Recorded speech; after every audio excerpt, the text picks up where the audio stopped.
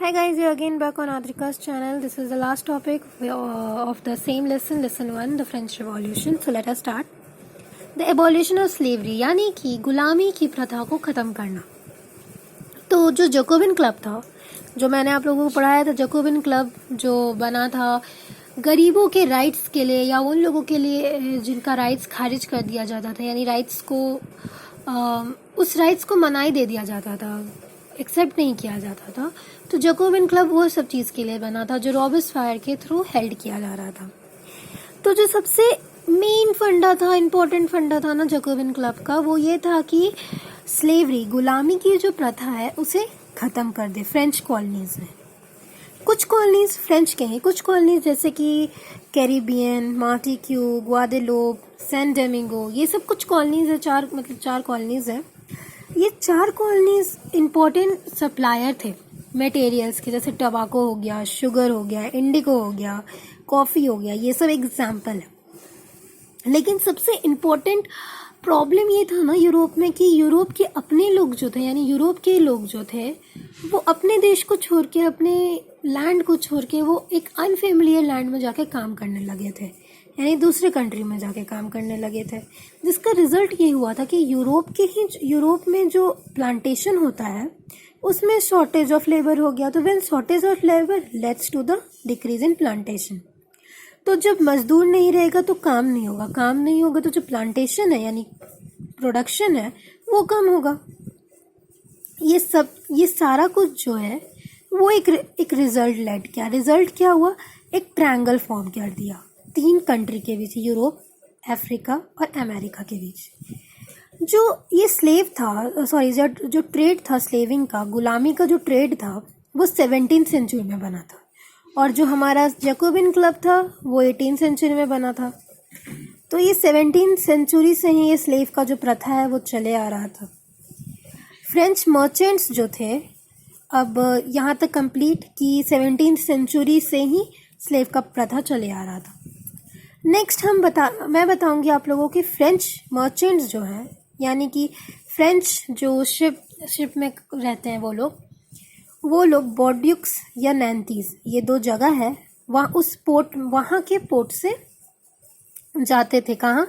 African coast में, यानी Africa का जो कोस्ट है वहाँ पर.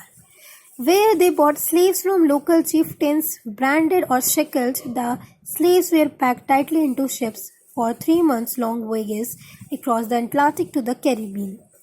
यहाँ से ये लोग जितने भी लेबर्स थे, मजदूर थे, गुलाम जो थे, उन्हें मतलब वो लोग बहुत ही कम दाम में, चीफ्टेन बहुत ही चीप एक्वायर्ड, मतलब बहुत ही चीप अमाउंट पे वहाँ से वो लोग क्या करते थे कि लेबर्स को लेते थे. और लेबर्स जो थे वो 3 मंथ के लिए, फॉर 3 मंथ्स वो लोगों को एकदम टाइटली पैक करके शिप में डाल दिया जाता था. एकदम एक कोई जो सामान होता है ना उस तरह पहले लोगों को ट्रीट किया जाता था. तो वो लोगों को वैसे डाल दिया जाता था, और वो लोग इस वे में वोयगेज को क्रॉस करते हुए, अटलांटिक को क्रॉस करते हुए कैरिबियन तक पहुँचते थे. कैरिबियन में पहुंचने के बाद वो लोग अपना लेबरिंग का जो काम है वो लोग को करने बोल दिया जाता था. ऐसे करके जो प्लांटेशन था वहाँ का वो बहुत ही अच्छा होने लगा. प्लांटेशन ओनर को वो लोग को दे दिया जाता था. फिर प्लांटेशन ओनर वो लोग को अपना वर्क देता था कि आपको ये करना है, आपको नहीं, तुमको ये करना है, तुमको ये करना है. सो उसका रिजल्ट ये होता था कि जो प्रोडक्शन है क्रॉप का वो बहुत ही अच्छा होने लगा. जो exploitation of slave labours made it possible to meet the growing demand in Europe का जो पॉपुलेशन है उनका जो डिमांड है वो भी मीट हो गया, यानी कि उनसे भी मैचअप कर लिया गया. जो एक्सप्लोटेशन ऑफ स्लेव लेबर यानी गुलाम का जो आना जाना किया गया उसके कारण मार्केट में शुगर, कॉफ़ी, इंडिको, ये सब का जो भाव है वो और बढ़ गया. पोर्ट सिटीज़ जैसे बॉर्ड्यूक्स और नैंतीज जो है वो लोग को ना इकोनॉमिक प्रॉस्पेरिटीज़ था. क्यों, मैं बताती हूँ.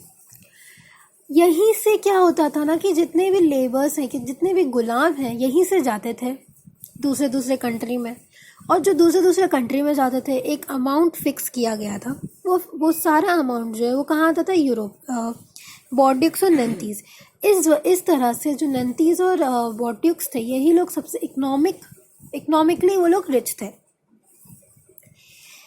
Throughout the 18th century, there was little criticism of the slavery in France. यानी कि 18th century में बन चुका था नेशनल असेंबली, तो नेशनल असेंबली ने धीरे धीरे करके जो ये है 18th सेंचुरी में जो स्लेवरी का प्रथा है उस पर बहुत ही क्रिटिसिज्म, मतलब उसमें उसको बहुत ही गलत बोला, ये किया वो क्या, वो लोग पे एक लॉन्ग डिबेट भी चला, मतलब एक लॉन्ग लड़ाई भी हुआ, बहुत ही लंबा लड़ाई चला कि एक weather a right of a man should be extended to all the French subject including those in the colonies। तो इस बात पे लड़ाई हुआ कि क्यों ना जो राइट्स ऑफ मैन है वो एक्सटेंड कर दिया जाए पूरे कॉलोनीज में, मतलब हर जगह including that of the colonies, यानी कॉलोनीज में जो जो राइट्स है वो भी। लेकिन उनका ये जो लॉ है उसे पास ही नहीं करने दिया गया। क्यों नहीं करने दिया? क्योंकि जो अपोजिशन था, जो नेशनल असेंबली के अपोजिट साइड में था, वो लोग बिजनेसमैन से बहुत ही डरता था, मतलब fearing opposition businessman whose income depend on the slave trade. वो बिजनेसमैन जिनका जो मनी था, सैलरी था, वो किस पे डिपेंड करता था? यही स्लेवरी पे, गुलामी पे। तो वो लोग इस चीज़ से बहुत ही डर गए और वो लोग इस लॉ को पास ही नहीं होने दिए। फाइनली 1794 में convention which in 1794 legislated to free all slaves the French overseas possessors। यानी कि 1974 में जो ये था हमारा कॉन्स्टिट्यूशन या कन्वेक्शन कहो लेजिस्लेटेड, वो लोगों ने स्लेव को फ्री करने का आदेश दे दिया, यानी गुलाम जो है उसे आदेश दे दिया हटाने के लिए, आज़ाद करने के लिए। लेकिन ये बस कुछ समय की खुशी थी, इसलिए क्योंकि ये 10 साल बाद ही, जैसे ये ख़त्म हुआ वैसे ही उसके 10 साल बाद ही जो जैकोबिन क्लब था वो बंद हो गया। मतलब कि नेपोलियन बोनापार्ट नाम का एक और अलग इंसान आ गया जो अब पूरे राज्य में अपना राज चला रहा था। उसने स्लेवरी का इंट्रोडक्शन है उसने री इंट्रोड्यूस कर दिया। एंड फिर वहाँ से क्या हुआ कि फिर जो फ्रीडम था, लोगों का फ्रीडम था, गुलाम का जो फ्रीडम था वो वापस से छीन लिया गया और इस वे में फिर से स्लेवरी का जो प्रथा है वो स्टार्ट हो गया। लेकिन 1848 में फाइनली आके ये जो प्रथा है स्लेवरी का, गुलामी का, वो एबॉलिश हो गया, यानी ख़त्म हो गया।